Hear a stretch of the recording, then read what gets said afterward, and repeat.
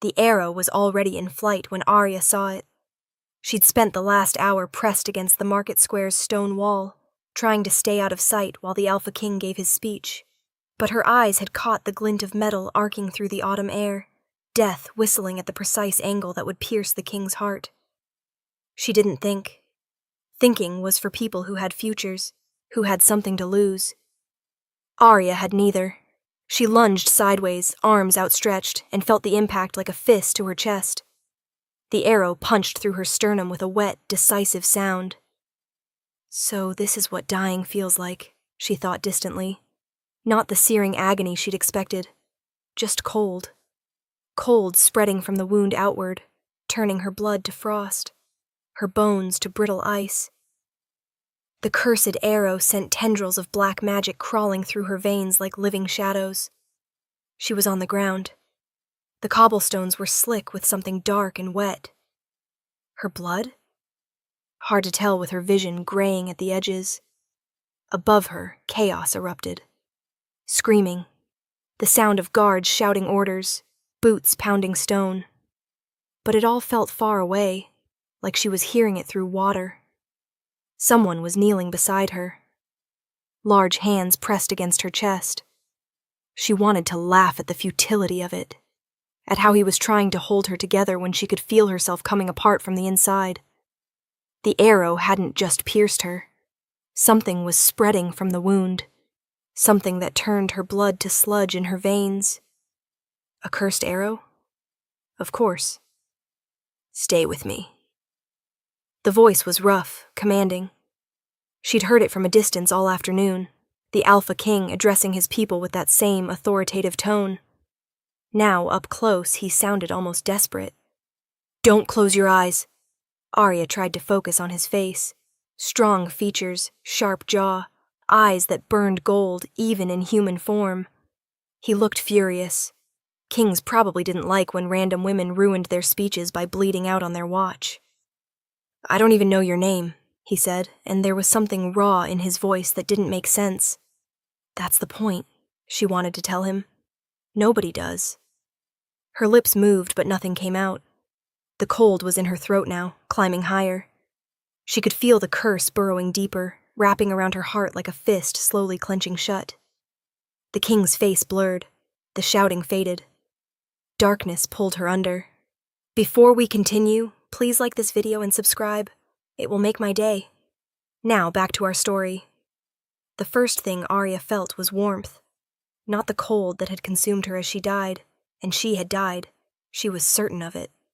She'd felt her heart stutter and stop, felt the curse squeeze the last breath from her lungs.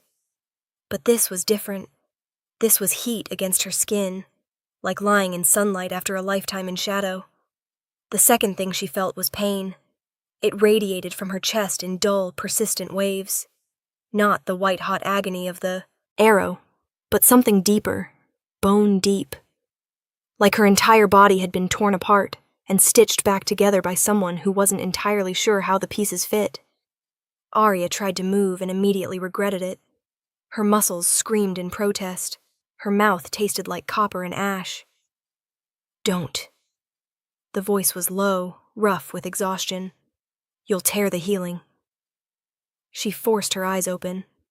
The room swam into focus slowly.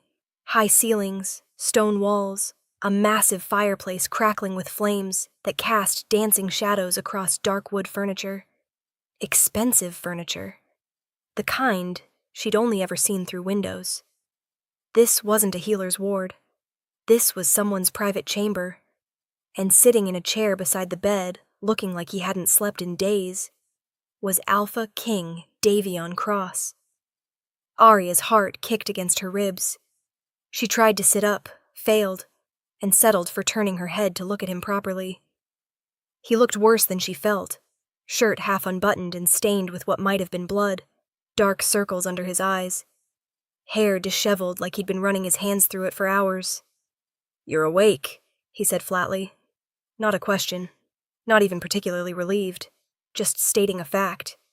I'm alive, Arya corrected, her voice coming out as a rasp. Her throat felt like she'd swallowed broken glass. For now. Davion leaned forward, elbows on his knees, and fixed her with those unsettling gold eyes. The arrow was cursed. Dark magic. The kind that doesn't let go once it's in you. The healers couldn't remove it without killing you, and leaving it in was killing you slower. Arya processed this. So, what did you do? His jaw tightened. Something I shouldn't have. Before she could ask what that meant, he stood abruptly and moved to a side table where a pitcher of water sat. He poured a glass and brought it to her, his movements stiff, controlled. When he held it to her lips, his hands were steady, but she could see the tension in his shoulders. She drank carefully. The water hurt going down, but God, it was the best thing she'd ever tasted. The curse was tied to your life force, Davion said as he set the glass aside. It was feeding on you, using your energy to sustain itself. The healers said the only way to fight it was to give you more life force than it could consume, to flood your system with enough power that it would burn the curse out. Understanding dawned slowly, horribly. You bonded with me? I marked you, he corrected, his voice careful.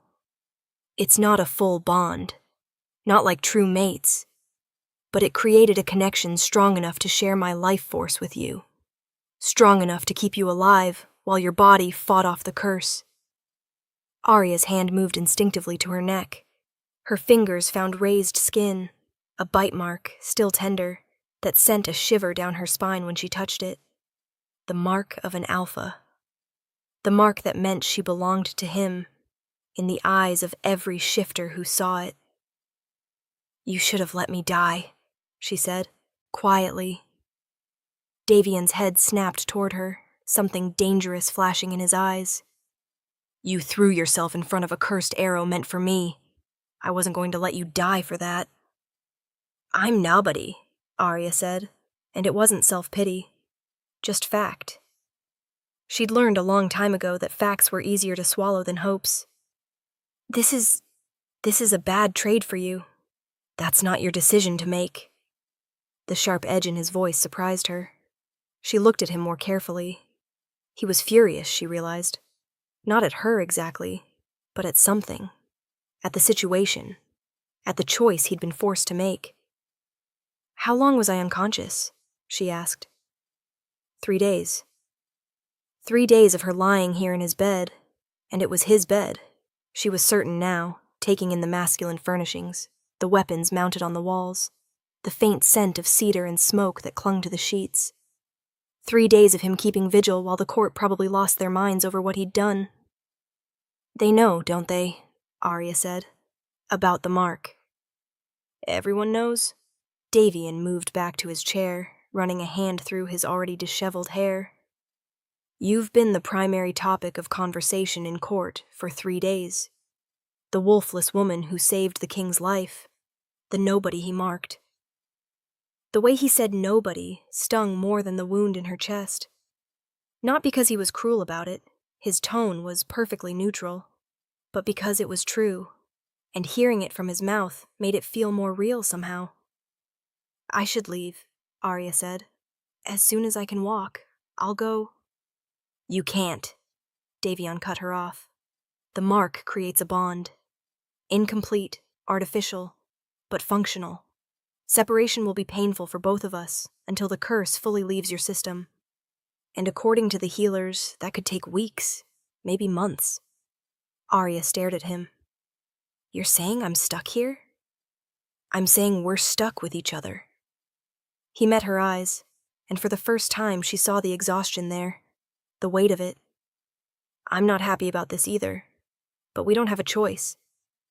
The words shouldn't have hurt. They were practical, honest. But something in Arya's chest twisted anyway.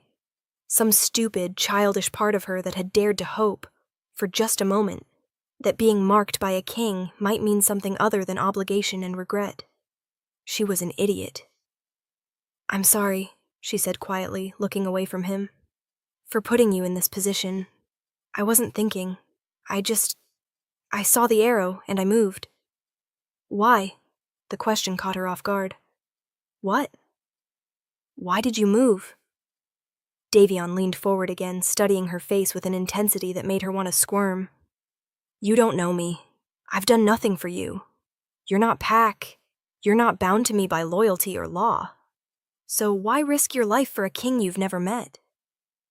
Arya opened her mouth, then closed it. How could she explain that she'd spent her entire life watching people matter, watching them be important and valued and seen, while she existed in the margins? How could she tell him that in that split second she'd made a calculation? His life was worth something, and hers wasn't. And at least her death might mean something if it saved someone who actually mattered. I don't know, she lied. Instinct, I guess. Davion's eyes narrowed slightly. He didn't believe her. She could see it in the way his jaw tightened, but he didn't push. Instead, he stood again, this time moving toward the door. I'll have food sent up. You need to eat, rebuild your strength. A healer will check on you this evening. He paused with his hand on the door handle. There are clothes in the wardrobe. You'll stay here until you're well enough to move to your own quarters. Your own quarters, not guest quarters, or rooms in the servants' wing. She was being given status then, position. Because he'd marked her, and now she couldn't be invisible anymore even if she wanted to be. The thought made her chest tight. Thank you, Arya said, because she didn't know what else to say. Your Majesty. Something flickered across his face, irritation maybe, or discomfort. Davion, if you're wearing my mark, you can use my name. Then he was gone, the door closing behind him with a soft click that felt far too final. Arya lay back against the silk pillows and stared at the canopy above the bed. Her whole body ached. The mark on her neck throbbed in time with her heartbeat.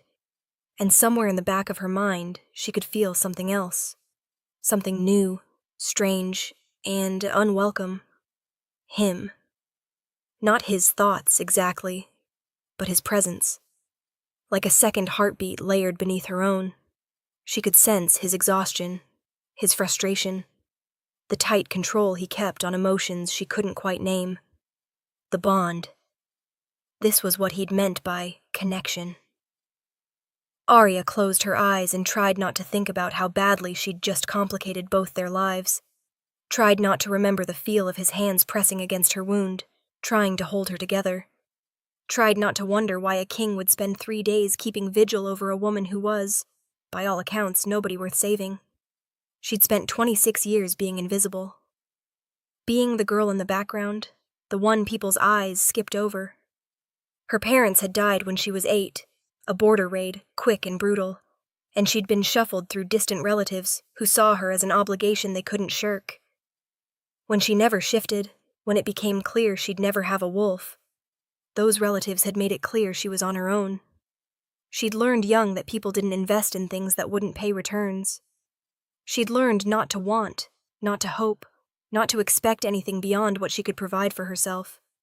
And now she was marked by a king, lying in his bed, bound to him by magic neither of them wanted. It felt like the cruelest joke the universe had ever played. The food arrived an hour later, brought by a servant who wouldn't meet Arya's eyes. She ate mechanically, roasted, chicken, fresh bread, fruit she couldn't name, tasting nothing. Her body needed fuel. That was all this was. The healer came at dusk, an elderly woman with sharp eyes and gentle hands who examined the wound in Arya's chest and the mark on her neck with equal clinical precision. The arrow wound is healing well, she announced. No infection, no residual curse magic in the tissue. Whatever the king did, it worked. She prodded the mark, making Arya wince. This, however, will take time. The bond he created isn't natural. It's forced. Your body is trying to accept it and reject it simultaneously. You'll feel discomfort, phantom pains, emotional bleed-through from His Majesty. I can already feel him, Arya admitted quietly. Is that normal? For a bond this strong? Yes. The healer sat back, studying her. You're lucky to be alive. Cursed arrows like that don't usually leave survivors. I know. Do you? The woman's gaze sharpened. Do you understand what you've become? What it means to wear a king's mark? Arya's hand moved to her neck instinctively. It's not like that. It was a tactical decision. He said so himself. The healer made a non-committal sound. Tactical or not, the mark is real. And in our world, marks have meaning. Whether His Majesty likes it or not, you're bound to him now. People will treat you differently, expect things from you, judge you. They already judged me, Arya said quietly, for being wolfless, for being nobody. At least now they have a reason. The healer's expression softened slightly. You're not nobody anymore, child. For better or worse. She stood, gathering her supplies. Rest. Take the pain medication I'm leaving on the table. And try not to fight the bond too hard. Resistance only makes the pain worse. After she left, Arya lay in the darkness and felt the truth of those words. She could sense Davion somewhere in the castle, not his location exactly, but his presence, like a compass needle always pointing north. She could feel his tension, the tight control he kept on himself, the weight of responsibility that never lifted. She wondered if he could feel her too, feel her confusion, her fear, the strange hollow ache that came from suddenly being visible after a lifetime in shadow. She wondered if he regretted saving her. The thought shouldn't have hurt as much as it did. By the second day, Arya could stand without her legs shaking. By the third, she could walk across the room without feeling like she was going to collapse. The wound in her chest had faded to a dull ache, and the mark on her neck had stopped throbbing constantly, settling into a strange warmth that she was learning to ignore. Davion visited twice a day, morning and evening, like clockwork. He never stayed long, just checked that she had everything she needed, that the healers were satisfied with her progress. His manner was perfectly polite, perfectly distant, like she was a responsibility he was managing. Nothing more. It shouldn't have bothered her. She was an obligation, a complication he'd been forced to accept. The fact that he was courteous about it was more than she had any right to ask for. But the bond made it harder to maintain that distance. Every time he entered the room, she felt his presence like a physical touch. And worse, she could sense the things he was trying to hide, the concern beneath the cool exterior, the guilt he wouldn't voice, the weight of his crown. On the fourth day, he found her standing by the window, looking out over the castle grounds.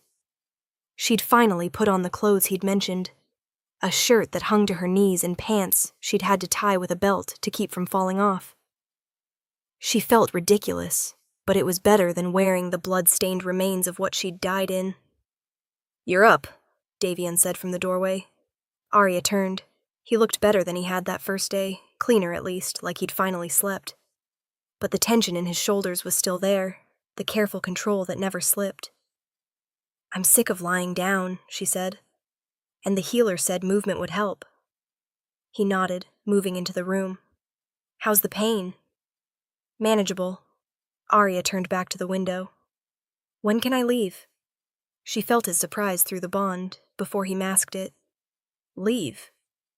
These chambers. I assume I'm not supposed to live in your bedroom permanently." "Right."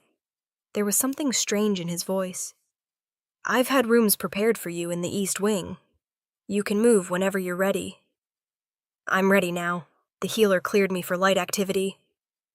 Arya kept her gaze on the gardens below. "And honestly, I'd rather not spend another night in your bed while you sleep in a chair in your own room." Silence. Then, "You knew about that?" "The servants talk. They think I'm asleep, but I hear them." She finally looked at him. "You don't have to do that. I'm fine. The bond doesn't require us to be in the same room." "No, but separation will be uncomfortable until it stabilizes." His jaw tightened. "I was trying to make it easier." "You were trying to be mobile." The words came out sharper than she intended. But we both know this isn't a real bond, Davion. You don't have to pretend it is. Something flashed in his eyes, anger maybe, or frustration. The bond crackled between them, and for a moment she felt the full force of his emotions, the guilt, the resentment, the irritation, and underneath it all, something that felt uncomfortably like hurt.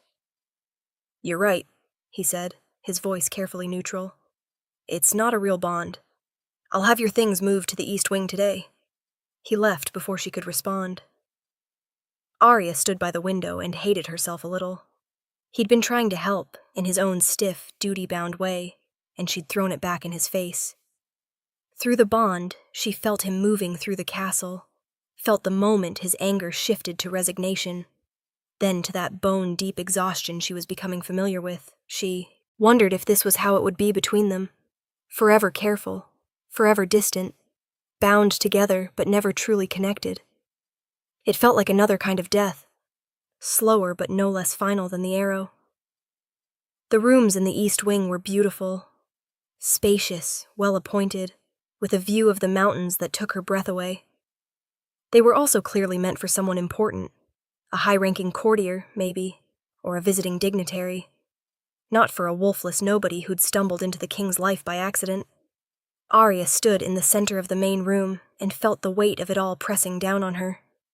The servants who'd moved her things had been polite but distant, their eyes skipping over her the way people's eyes always had. But now there was something else there too. Judgment. Speculation. Wondering what a woman like her was doing with the king's mark on her neck. She touched it without thinking. Felt the raised skin, the permanent reminder of what had happened. The door opened without warning. Arya spun around, heart jumping, and found herself facing a woman in elegant court dress. She was beautiful in that effortless way some people were. Dark hair, radiant features, the kind of confidence that came from always being wanted. "So, you're the one," the woman said, looking Arya up and down with assessment. "The woman who saved the king's life." Arya's shoulders went back instinctively. "I didn't do it for recognition." "No?" The woman smiled, but it didn't reach her eyes. "Then why did you do it?" "Does it matter?" "It does if you're wearing his mark." The woman moved closer, and Arya caught the scent of expensive perfume. "I'm Celine Ashford, the king's cousin, which makes me one of the few people in this castle who can speak plainly with you." "Then speak plainly." Celine's smile widened. "You're causing problems. The court is in an uproar. Davion marked a wolfless woman, a nobody from the streets, and now everyone's wondering what it means. Are you his mistress? His pet project? A political maneuver?" Each word landed like a blow, but Arya kept her face neutral. She'd long learned how to take insults without flinching. "I'm none of those things." "Then what are you?" "Someone who made a split decision and is living with the consequences." Arya met Celine's eyes directly. "If you're here to warn me away from him, save your breath.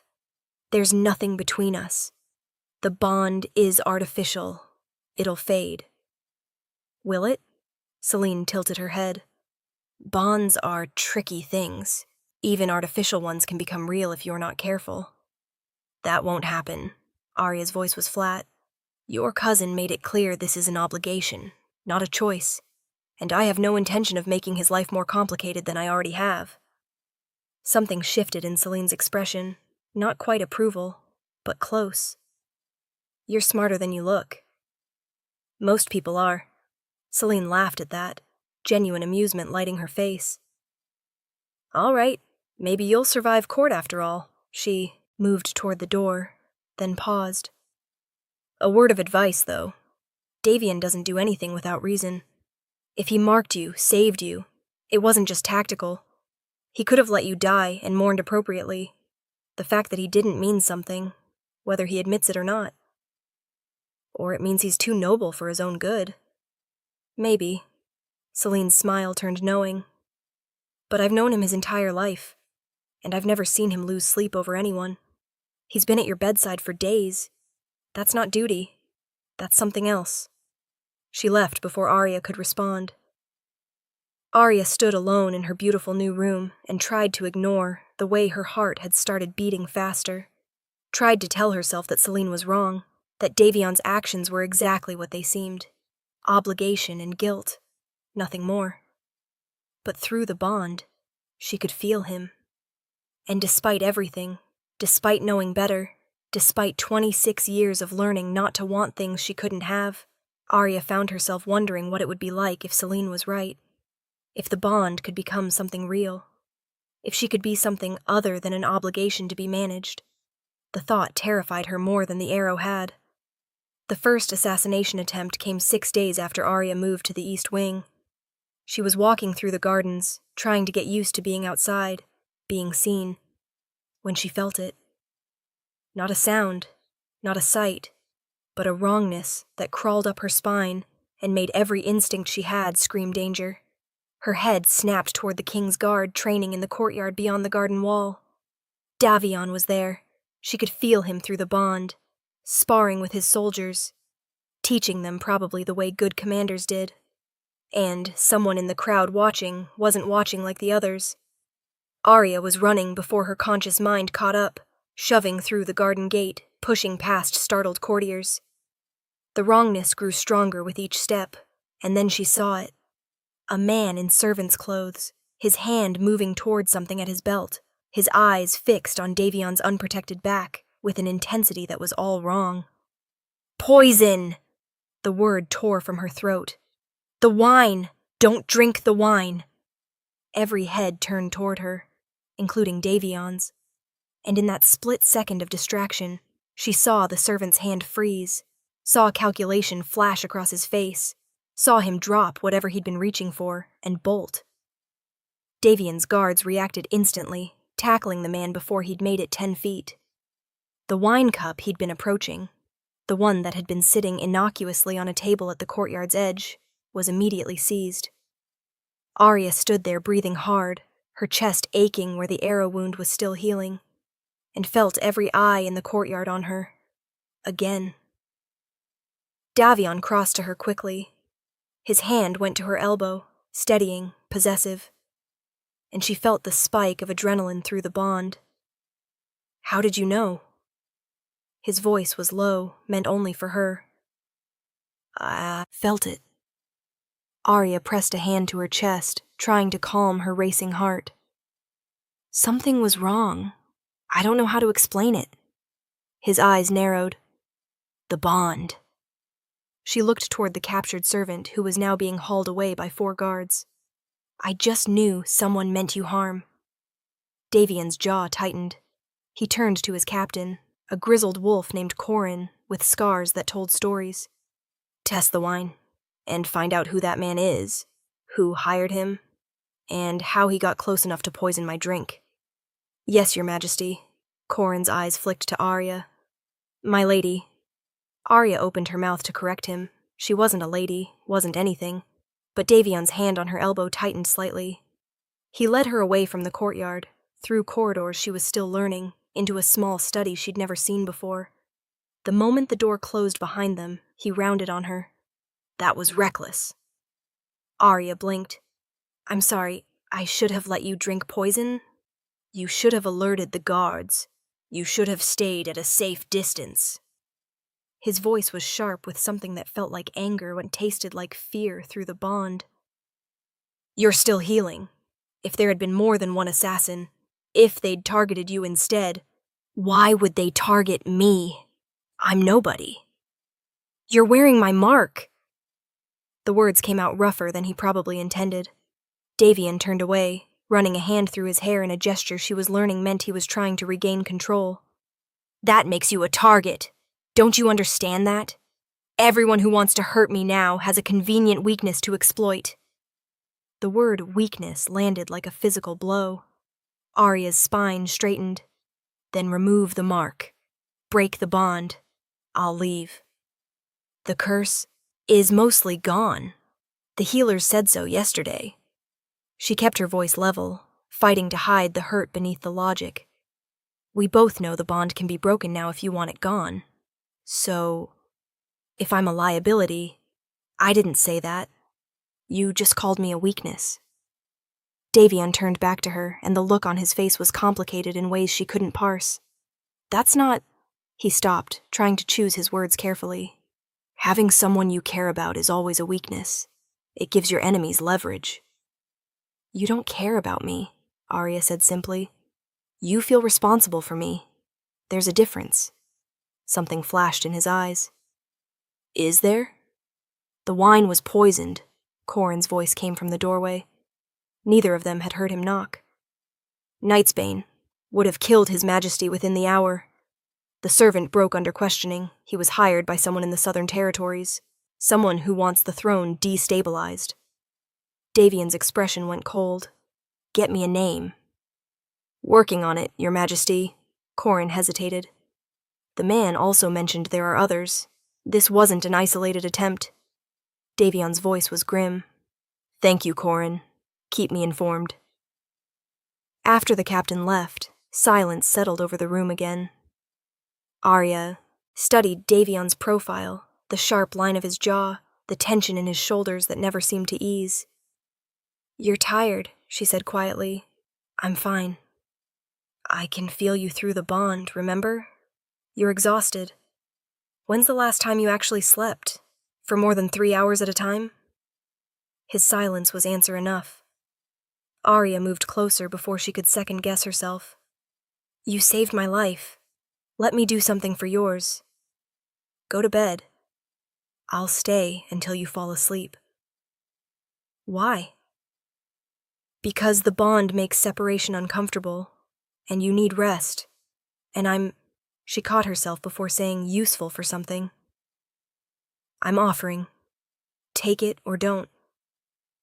For a long moment, she thought he'd refuse. Then something in him seemed to give way. All right, but in my chambers, not yours. The bond is stronger there. His chambers, where she'd spent 3 days unconscious, where she'd woken up wearing his mark. Going back felt dangerous in ways she couldn't articulate, but she followed him anyway. The room looked different in daylight, less intimidating somehow.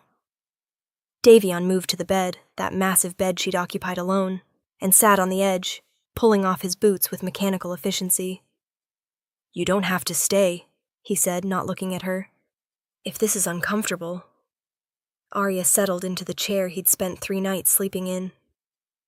Just rest. I'll be here. He lay back against the pillows, still fully dressed except for the boots, and closed his eyes. Through the bond, she felt his exhaustion like a physical weight, pressing down on him, pulling him under. But she also felt his resistance, the part of him that didn't know how to let go, to be vulnerable, to trust that someone else would keep watch.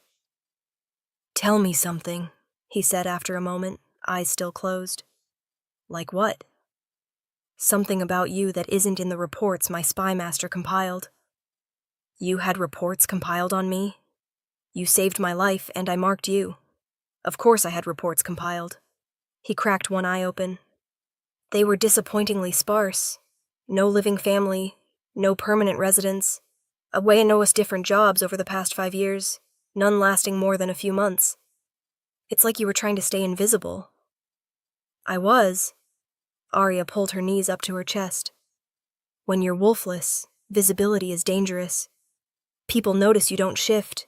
They start asking questions, wondering what's wrong with you. It's easier to keep moving, keep your head down, be forgettable. You're not forgettable. The words were quiet, almost too quiet to hear. Arya's heart did something complicated in her chest. I used to be, she said. Before this, before you. I was very good at being nobody. Why? The question was simple, but the answer wasn't. Arya looked at her hands. My parents died when I was 8. I barely remember them now, just impressions. My mother's laugh, the way my father's hands were always warm. She swallowed. I was supposed to shift for the first time that year. Everyone said it would happen any day. But then they died, and I went to live with my aunt, and the shift never came. Through the bond, she felt Davion's attention sharpening, even though his eyes remained closed. My aunt tried, at first. She really did. But I was another mouth to feed, and when it became clear, I'd never have a wolf, never be pack. Arya shrugged. She stopped trying as hard, passed me to her sister, who passed me to a cousin who eventually just gave me enough coin for a month's rent and told me I was old enough to figure things out myself. I was 14. 14. Davion's voice was rough. I managed. Took whatever work I could find. Learned to be useful without being noticed.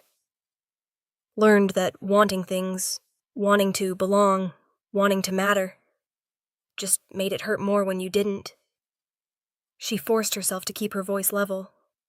So I stopped wanting, and it was fine, until I saw that arrow.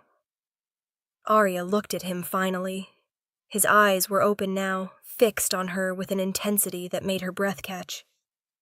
And I thought, if I'm going to die anyway, if my life doesn't mean anything, at least it could mean something in the end. At least someone might remember that I existed. Davion sat up slowly. Arya, I'm not looking for pity. She cut him off, her voice sharper than she intended. I'm just answering your question. You asked why I did it. That's why. Not because I'm brave or noble, because I'm nobody, and saving a king seemed like the best use of a worthless life. The silence that followed felt heavy enough to crush her. Then Davion was moving, crossing the space between them, pulling her up from the chair. His hands framed her face, gentle, despite their size, despite the violence she knew they were capable of. Your life is not worthless, he said, and there was something almost fierce in his voice. Do you understand me? It never was. Not before. Not now. The fact that you believe it breaks something in me. Arya couldn't breathe. She could only stare up at him and feel the truth of his words echoing through the bond, the genuine anger at what she'd said, the protectiveness she didn't deserve, the care she didn't know how to accept. Why? The word came out broken. Why do you care? You don't know me. The bond is artificial. I'm just... His thumbs traced her cheekbones. You sensed danger no one else could. You're sharp and observant, and you notice things people miss because you've spent your whole life watching from the sidelines. His voice dropped. And maybe the bond started artificial, but it's not anymore. Not for me. Arya's heart stopped. What? I can feel you, Davion said quietly. Your emotions, your pain, your thoughts sometimes when they're strong enough. And you're not an obligation, Arya. You're not a weakness or a complication or any of the other things you think you are. Then what am I? He leaned closer, his forehead nearly touching hers. I don't know yet, but I want to find out. If you'll let me. Every instinct Arya had screamed at her to pull away, to protect herself, to not want this, because wanting led to disappointment and disappointment led to pain. She'd learned that lesson young and learned it well, but Davion was looking at her like she mattered, like she was worth knowing, worth keeping. I don't know how to do this, she whispered. Neither do I. His lips curved into something that wasn't quite a smile. We'll figure it out together. Then he was kissing her. It wasn't like the kisses in stories, overwhelming and perfect and solving everything. It was tentative, almost questioning, like he was giving her space to pull away if she wanted. His lips were warm against hers, his hands still gentle on her face, and through the bond, she felt everything he was trying not to say. The want, yes, but also the fear, the uncertainty, the strange, terrifying hope that maybe this could be something real. Arya kissed him back, rising up on her toes, her hands finding his shoulders to steady herself. The bond sang between them, not the dull ache of forced connection, but something brighter, sharper, more alive. When they broke apart, both breathing hard, Davion rested his forehead against hers. This complicates things, he said. He pulled back slightly, studying her face. Stay with me tonight, not because the bond requires it, but because I want you to. Arya should have said no, should have maintained the distance that kept her safe. But she found herself nodding instead, letting him pull her toward the bed, curling up beside him when he lay back down. His arm wrapped around her waist, solid and warm, and through the bond she felt his exhaustion finally winning over his control. He fell asleep within minutes, his breathing evening out, but his grip on her never loosening. Arya lay awake longer, staring at the canopy above them, trying to process what had just happened. Trying to understand how she'd gone from dying in the street to being held by a king. It should have terrified her. But more than that, it felt like coming home. She woke to shouting. Not in the room, somewhere distant, but close enough to hear. Davian was already awake, already moving, his body going from relaxed to combat-ready in seconds. "Stay here," he ordered, reaching for the sword that hung by the bed. Arya was on her feet, ignoring the protest of her still healing chest. Through the bond, she felt his spike of alarm, the danger that had him reaching for weapons. They burst into the corridor together and found chaos. Guards running, servants pressed against walls, and at the end of the hallway, near the entrance to the east wing, smoke. Fire, the acrid smell of burning wood and something else, something chemical. The east wing, Arya breathed. Her rooms. If she'd been sleeping there instead of with Davian. Another assassination attempt. Davian's voice was cold with fury. "They're getting bolder." Corrin appeared through the smoke, his face grim. "Your Majesty, they set fire to Lady Arya's chambers. If she'd been inside..." "She wasn't." Davian's hand found Arya's, squeezed hard. "Because she was with me." Understanding flickered across Corrin's face. "I see. Then the assassins failed again." "Not for long." Davian's eyes glowed gold, his wolf rising to the surface. "Find them. I want everyone who had access to that wing questioned. I want to know who's coordinating these attacks, and I want it done before sunset." "Yes, Your Majesty." As Corrin strode away, barking orders to his guards, Davian turned to Arya. The fury in his eyes was tempered by something else, relief maybe, or fear at how close she'd come to dying. "You're staying in my chambers from now on," he said. Not a request. "Davian, I can't protect you if you're on the other side of the castle. And before you argue that you don't need protection, remember that someone just tried to burn you alive in your sleep." "This is my fault," she said quietly. "If I hadn't saved you that day, then I'd be dead, and these assassins would be targeting someone else." Davian pulled her closer, his thumb brushing over the mark on her neck. "This isn't your fault. This is the reality of being connected to someone in power. People will try to use you to hurt me, but they're going to fail because I'm not going to let them anywhere near you." The possessiveness in his voice made something warm unfold in her chest. "I can help," she said. "I sensed the poison before anyone else did. Maybe I can sense other threats too. Maybe the bond is the only reason you're alive right now." His hands framed her face again, thumb tracing her cheekbone. "You have good instincts. I'm not denying that. But I need you to promise me you won't take unnecessary risks, no more running toward danger to protect me. You literally tore apart your life to save mine. That's different." "How?" "Because..." He stopped, jaw tightening. "Because I'm expendable. Kings die all the time. There's a line of succession, protocols in place. But you, if something happens to you..." He didn't finish the sentence. Didn't need to. Arya felt it through the bond, the fear that was worse than any he'd felt for himself, the desperate need to keep her safe that went beyond logic or duty. "I matter to you," she said softly. "You matter to me." His forehead pressed against hers. "More than I expected. More than I know what to do with." Arya closed her eyes, letting herself lean into him. letting herself believe for just a moment that this could last. That she could be someone worth protecting, worth keeping, worth loving? The thought was too big, too dangerous. She pushed it away. "We should talk about what this means," she said. "Later."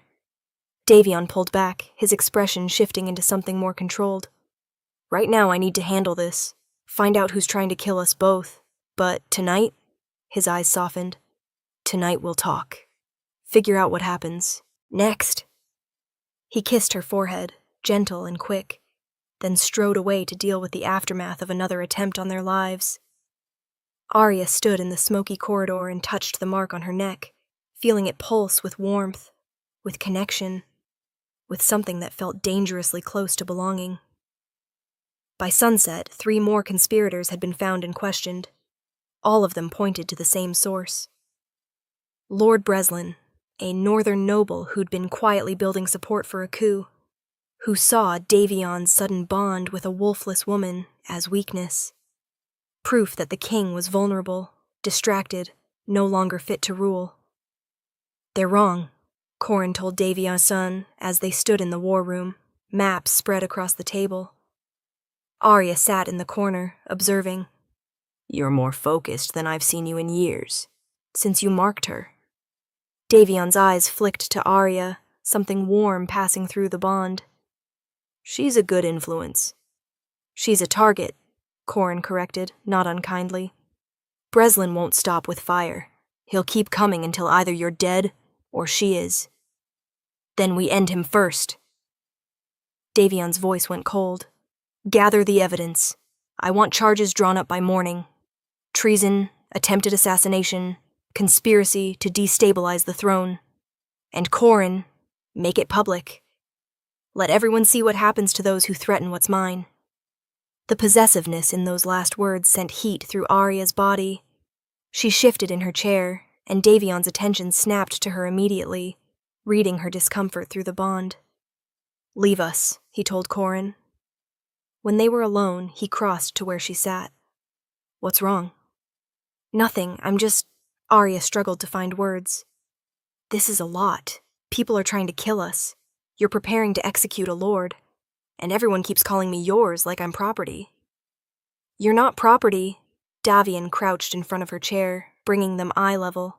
"But you are mine, just like I'm yours. That's how this works." "I don't know how this works." The words burst out before she could stop them. "I don't know how to be with someone.